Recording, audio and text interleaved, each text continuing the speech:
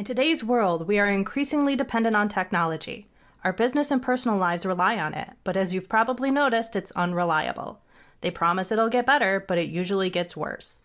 Our computers are slow, so we end up squinting at smartphones and tablets. We live in constant fear that something's going to happen to our personal data, so we're scared into paying for fake protection that proves useless when disaster strikes. Update attacks, fake Wi-Fi, cloud control, and other industry scandals are designed to keep the money flowing. The jokers we pay to fix our stuff have no clue what they're doing, so they do a virus scan and then wipe out our precious photos. Intelligent, successful people feel intimidated by the chaos and think it's somehow their fault. If they only knew what the industry was doing to them, they'd get torches and pitchforks. If only we had someone to explain it all in plain English so we can start protecting ourselves. Oh wait, we do! It's the Computer Exorcist Podcast with your host, Mark Anthony Arena.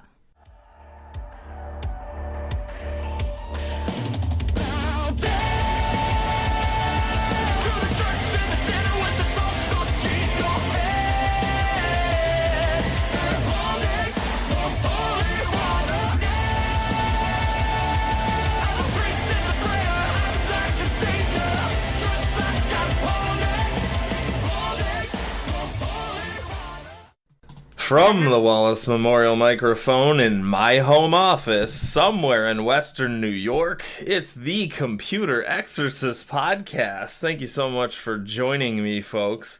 It's April 2023. If y'all know me, any one of you who knows me knows that I have spent the past 12 years or more tossing and turning every night, knowing that I have the answer to the IT world and I can turn off all the problems, but knowing I can only help 2-3 people a day myself. And so over the past couple of years, I've tried to figure out how to scale myself. One of my old professors met with me like 7 years ago and he said, "Mark, you're basically one of those places that makes handmade objects, like a handmade pool cue, for example." And he's like, you are that artist, and you have to do everything yourself. You have to carve it and paint it and blah, blah, blah. And he said, you have to figure out how to start a factory so it's not just you anymore.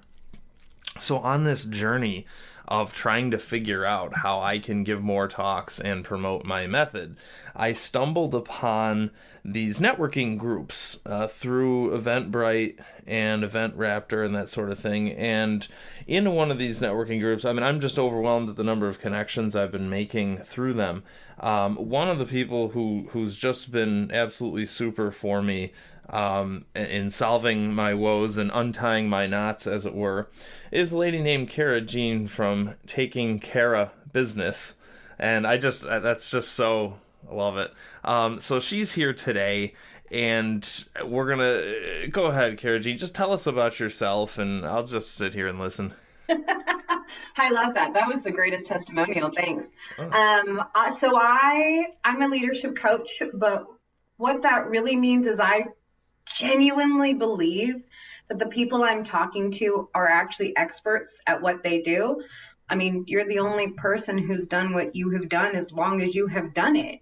Mm-hmm. And when you can show up for somebody in that space, they start to believe it, and then the answers just come. It's just so, like, you already knew what you needed to do. I just had to hold some space. You'd be like, oh, duh.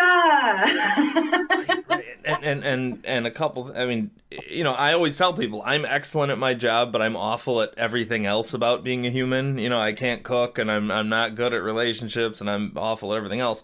But she's got this idea, and I'll let her explain it. But basically, she just introduces herself as, we're all just a bunch of bags of meat swimming in hormone soup or something. And I said, oh, this is interesting.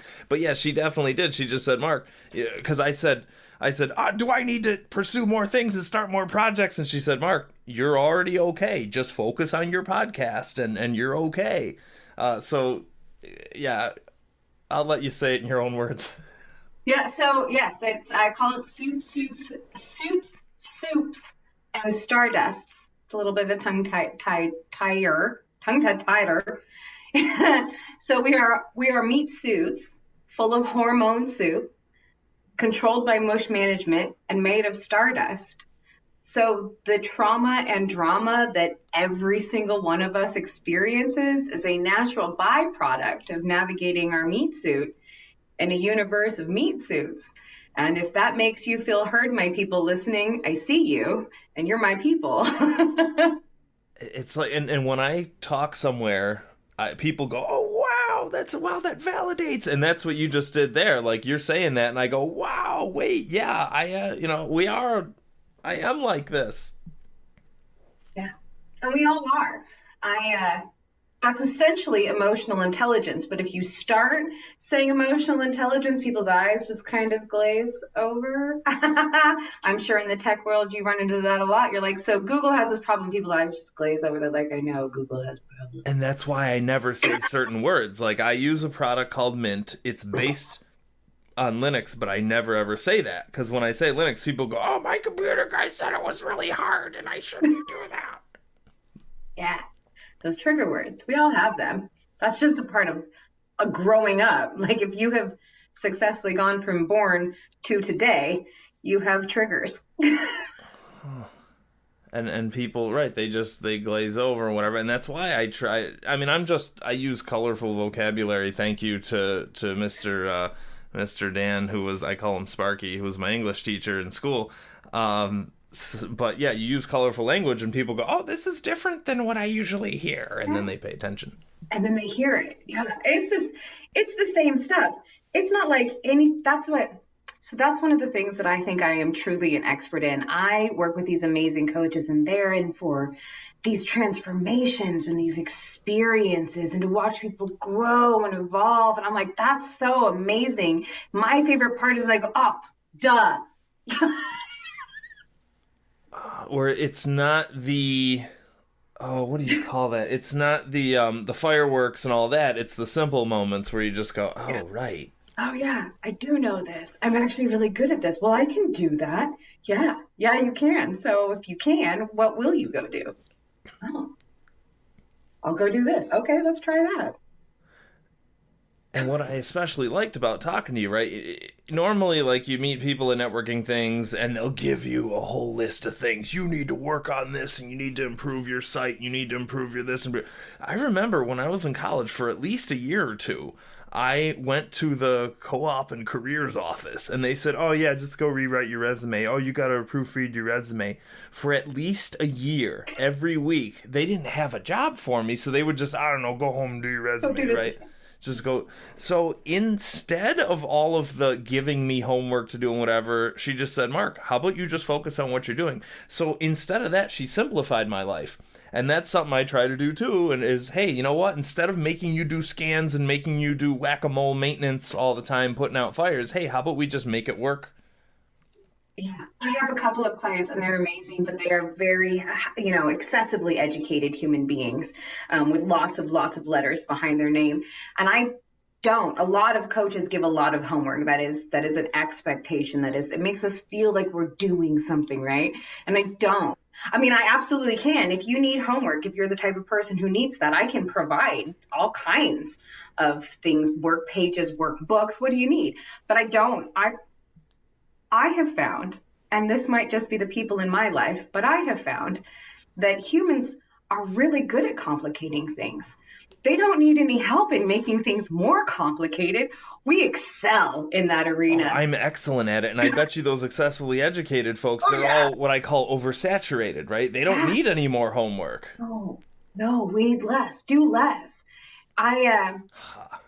So it's what Voltaire said, to be is to do, and Socrates said to do is to be, and then Frank Sinatra came in and said doobie doobie doo and nailed it. And well, there's also Wu Wei, the Chinese concept of getting a lot done without moving a finger, and that's coming soon in my next book. We'll talk about that. Oh, I do, because here's a fun thing we learned. Okay, nobody liked a pandemic. That's not what I'm saying. But some of the stuff that came out of it, I'm not mad. So Forbes did a huge study on businesses because we had to transition from going to work to doing it from home. And corporations hate the idea of wasted effort or wasted energy. So they really wanted to track, make sure people were doing their job and we weren't wasting and people were just staying home and hanging out and relaxing. God forbid people have time to relax. That'd be terrible.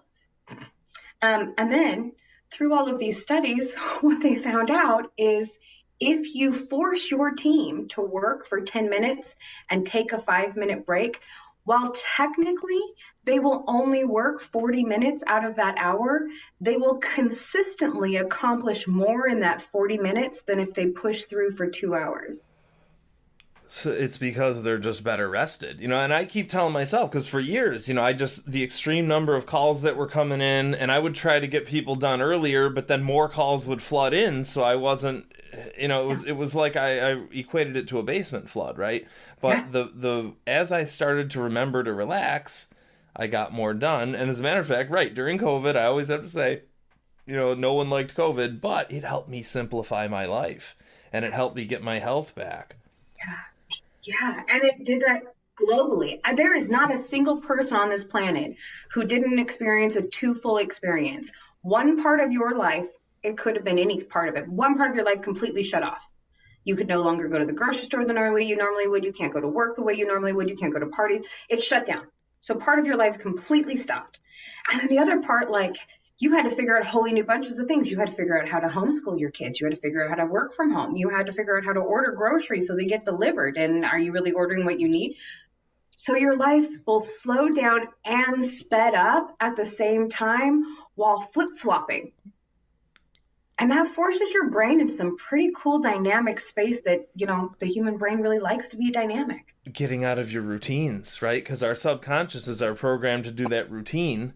And I, for years before this stuff, everyone else is all living in fear, and I got rid of fear years before, but I always get myself out of a routine. I always do something different. Yeah. Wow. Huh. And wow.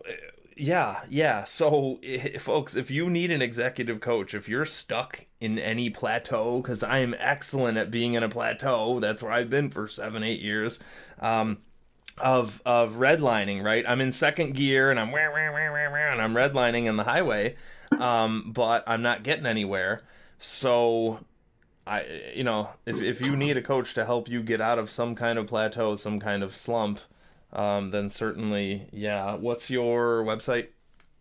Website is down, so you can't do that, but just email me. It's Cara Jean, CaraJean at Taking Cara Business, TAKING, Cara, CARA, and then business.com. So Taking Cara Business. That's awesome. That's awesome. That will be the website. It's just down right now. Sorry. Well, yeah, that's cool. We'll figure that out. So on my show, I like to read articles and then rant about them. I'm for it.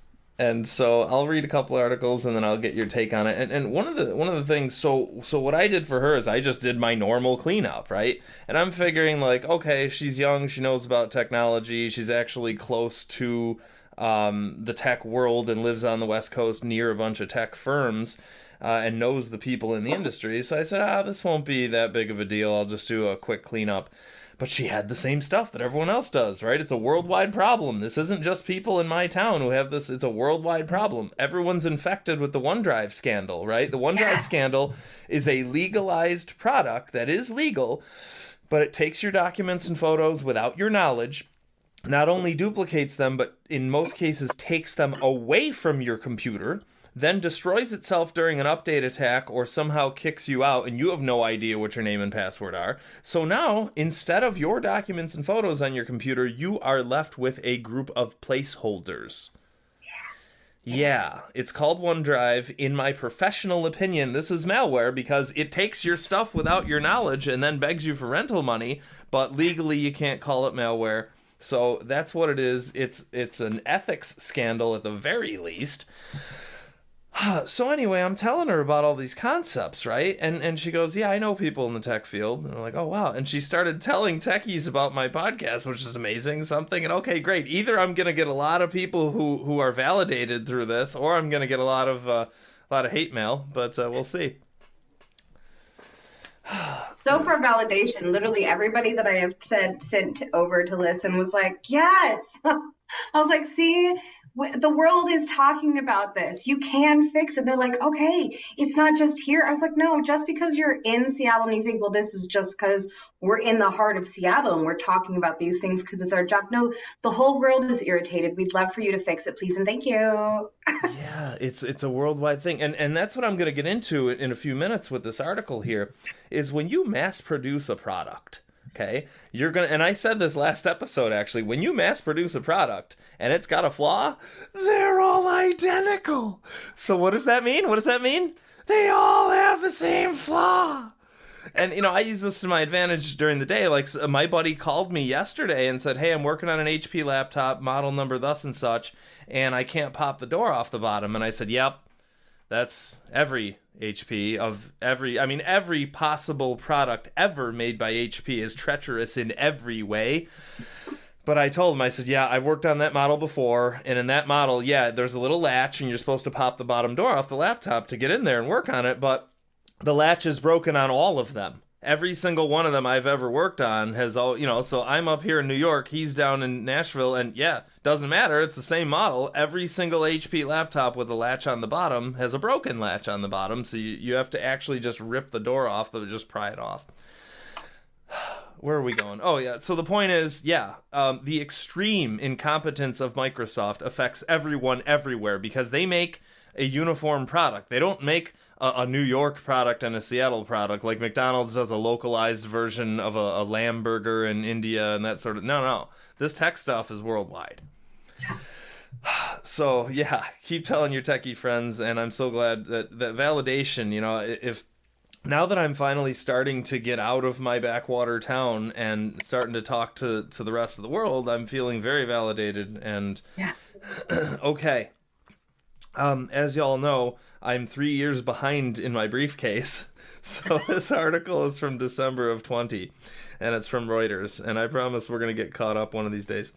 Hackers used SolarWinds dominance against it in a sprawling spy campaign. SolarWinds chief executive touted how far the company has gone. There was not a database or an IT deployment model out there which his company did not provide some level of monitoring or management. And I say this in my book. Everything in this industry is an inbred monopoly. Everything. When they see a clear winner, everyone in the industry just throws your hands up. Oh, whatever. Oh, yeah, eBay's done it, right? And you know, some of these folks, like, I've talked to a lot of techies, and some of them are with me, but they're like, yeah, Microsoft is evil, but that's the will of Microsoft. There's nothing you can do against them. It's the will of Microsoft. There's nothing you can do. And I say, look, I've already got thousands of people away from them. Anyway, so here's yet another inbred monopoly called SolarWinds.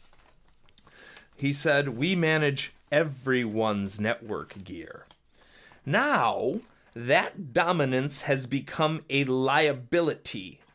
The workhorse software that helps glue organizations together can turn toxic when it is subverted by sophisticated hackers. SolarWinds confirmed that Orion, which is its flagship network management software, has served as the unwitting conduit for a sprawling international cyber espionage operation. The hackers inserted malicious code into the Orion software updates, which are pushed out to nearly 18,000 large customers. Okay, so those updates. Oh yeah, updates are good. Yeah, I was told the updates are good. And remember Dumb and Dumber? Pills are good. Pills are good. And he's giving the guy rat poison pills. Pills are good. So normally update attacks come from the actual publisher and they still destroy your product in almost every case. In this case, the bad guys broke into the update attack server and started poisoning the update attacks, so they were even worse than a normal update attack. So it was not just the usual sloppy programmer at the home office, but now it's bad guys poisoning the updates. that are injected into your products, okay? And again, this guy says there's not an IT deployment model out there which his company did not provide some level of monitoring or management, okay? The hackers have already breached the U.S. Treasury and Department of Commerce, of course. The company said we strive to implement physical and technical safeguards and security processes and procedures and standards designed to protect our customers. See what they did, Cara Jean? See what they did? See what they did? Complexity. We're trying to help you. We're trying to help you. Yeah, but beyond that, I mean, everyone's got PR, but beyond that, okay, it's complexity. Oh, we have Bondo, and we have duct tape, and we have whack-a-mole, and we have spray paint to protect you, because we're gonna do the hokey pokey, and that'll protect you. I did an episode like a long time ago where we played an actual final record of the hokey pokey while I was explaining an article. But we do procedures, and somehow that protects you. We rub snake oil on your computer. Have you ever read Alice in Wonderland? Saw the movie. Long time ago.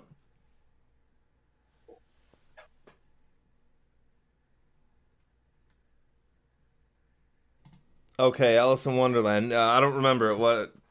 So in Alice in Wonderland, one of the things after they get out of the pool of tears and oh, woe to me, and she does her right, she's strong and she's grown already, she ends up in a caucus race. And when I reread it the other day, it made me think of every business meeting I had ever been in ever. So we're going to sit around and we're going to talk for a whole bunch about a bunch of things that none of us are going to do. It's really dry subject, but we're going to say it all because that makes us feel really good. And then we're going to do something about it.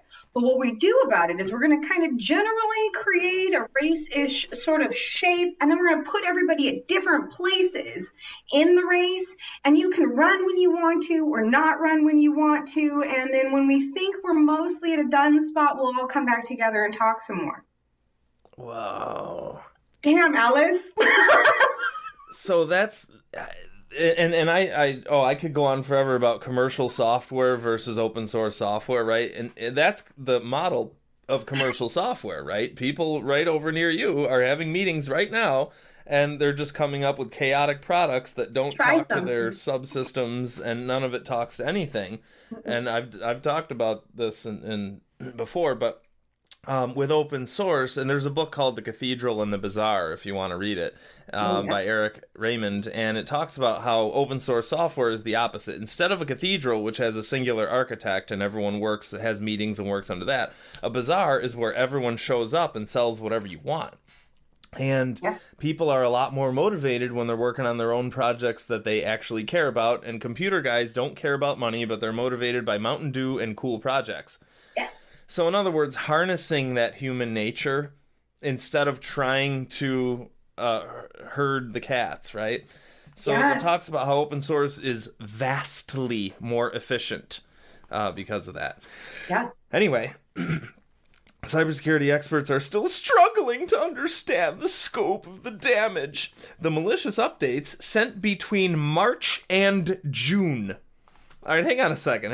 You know when you see those TV commercials, right, and there's zeros and ones and maybe a couple of sigmas floating around on your screen, and we are cybersecurity and we protect you, and there's robots with sunglasses for some reason, and there's soup flying around, as Dennis Leary would say. Yeah. And I like the sunglasses. Right. I really do. They make me feel more secure. I don't know. Right, robot with sunglasses. And there's also shields and check marks and happy faces. But, okay, ready? But the reality is, these malicious updates were sent between March and June. Let's count on our fingers, folks. March, April, May, June. 4 months. 4 months. Okay? And this isn't like a grocery store or whatever. This is a firm, a cybersecurity firm that protects other cybersecurity firms. But a bad guy was poisoning the water tower for March, April, May, June. Right. This is the reality, the ugly underbelly, or however you want to say it, of this industry. It's full of incompetent hacks with fancy commercials with robots and sunglasses. Yeah. Well, And I don't know that they're even fancy hacks so much as it's just bad leadership. Clearly, there is one segment of the group that is all about trying to like create they're constantly creating new solutions, but going back and fixing the other solutions isn't cost effective. So our leadership is like, well, let's just layer this solution on top of the next one because that's cost effective. So you actually have tons of tech people over here who are like, but I can fix it. And they're like, yeah, but can you just band-aid it? Because I can sell it faster that way. Okay, number one, that's huge. That's huge because you're coming at this from a leadership coach perspective, so that's huge. I didn't know who to blame, but I do say the rest of that part all the time. There's a book called Why Software Sucks, and you need to read it right away. It's very short and funny. And and it talks about how, and I say this in my book as well, How to Protect Yourself from Your Computer, buy it for everyone you know. I say this all the time where this industry, instead of fixing things, we're going to play Jenga, right? Oh, why should we fix that? We can just add billions more features that nobody wanted. Wow, so you brought that up and you didn't even read my book yet. No. Wow. But that's literally what I get to work on the other side of that, where these bosses are like, hey, but this is what we have to do. And I was like, cool. But you're talking to people. So how are you going to engage them in that? Because they want solutions and you want money. So if you want them to make you money, you have to give them solutions. That's how the exchange works. And they do the work. Yet, you know, money. I was just talking to a lady right before this, and she was saying how she hates using Outlook, and I said, look, my industry is all about forcing people to use products that they hate but have no choice to use. What I do in contrast, and what you should teach these folks, is how do we gain loyalty and customer satisfaction? Like, I can't wait till you read my book, because who knows, you might be able to teach some of these jokers a thing or two. Yes. Okay, we got to finish this article. So between March and June, that's laughable. Officials ordered U.S. officials ordered anyone running this Orion software to immediately disconnect it. I wish they would have added anyone running Outlook, please disconnect that as well. Multiple criminals have offered to sell access to the SolarWinds computers through underground forums. One of those offering access is wanted by the FBI, said Mark Arena, chief executive of cybercrime at Intel 471.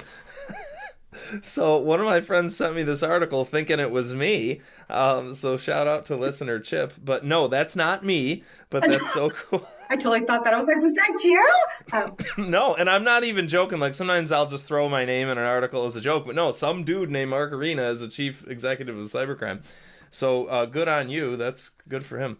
Okay, security researcher Vinod Kumar said anyone could access SolarWinds update server by using the password SolarWinds123. So they're bombarding the 90-year-old ladies trying to get into their online banking, and you need 7-factor authentication, and you need this, and you need that. But in reality, these jokers, oh yeah, I'll just use SolarWinds123. That'll be fine. Okay, so days after the SolarWinds realized their software had been compromised and completely roasted and ruined worldwide, the malicious updates were still available for download. They were still available for download. In case I shrieked too loud and you didn't understand what I said. Wow.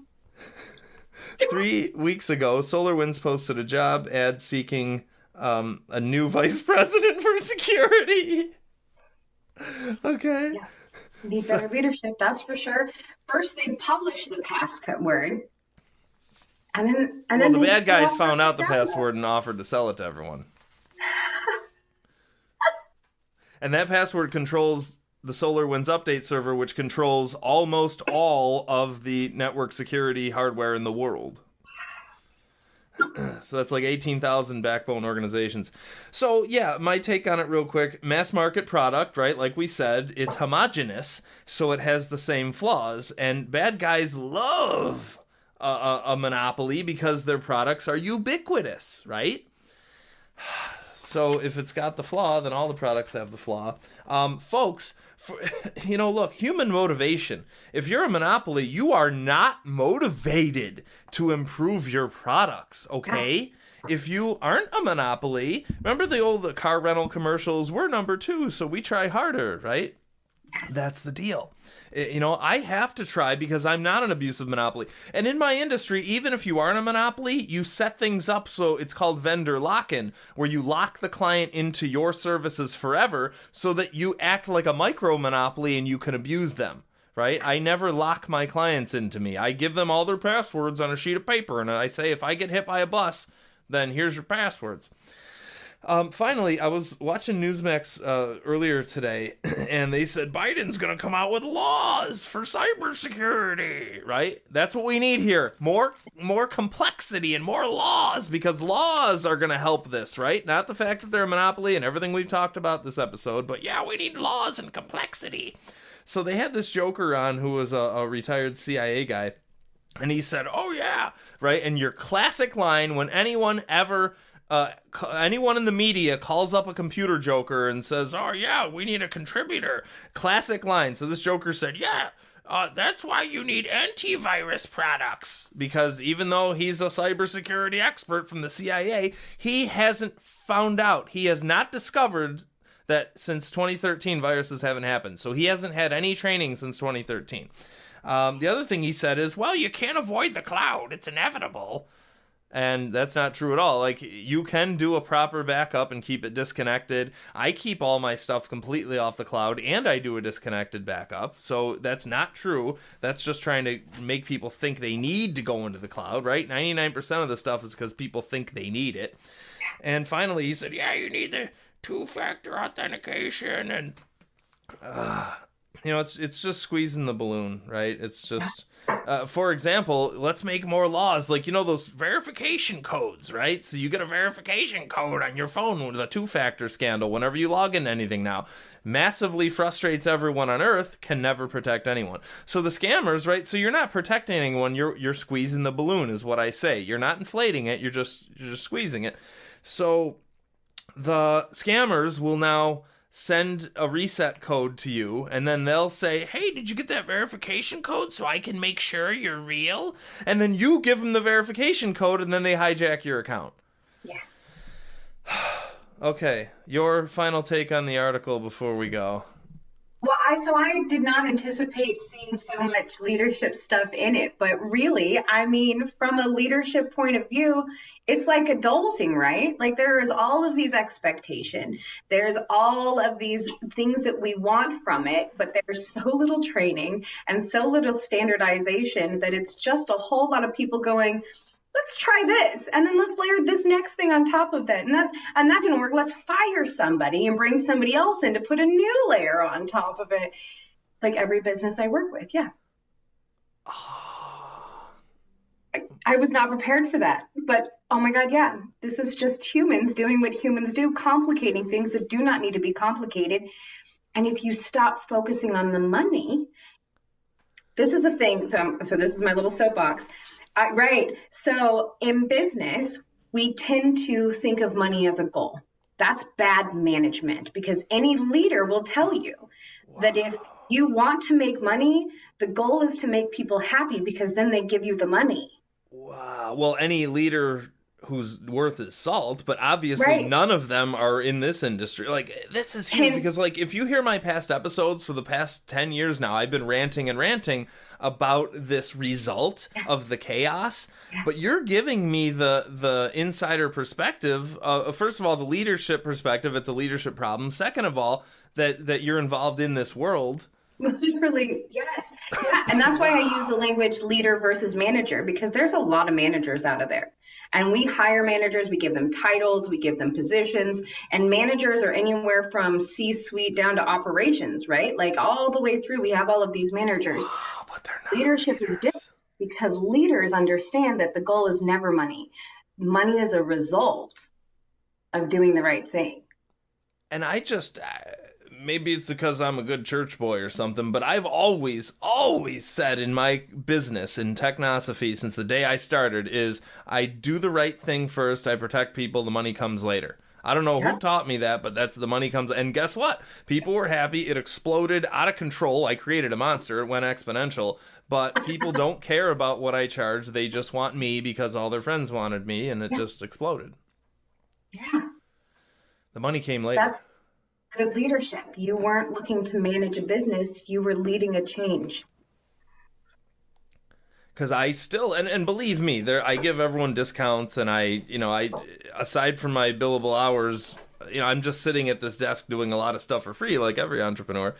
But yeah, I don't care about money. I care about getting this industry changed. Yeah. Money is a lag metric, and the sooner we get all industries to understand that, the better our leadership will be, and the better our products will be, and the better our life will be. Money is a lag metric. That I just wrote that down. Wow. Well, Cara Jean, thank you so much. I think we could do another episode if you like, but that's it for this episode. Thank you so much for joining us. Taking Cara Business, that's CARA.com. And thank you so much. We will talk to you next episode.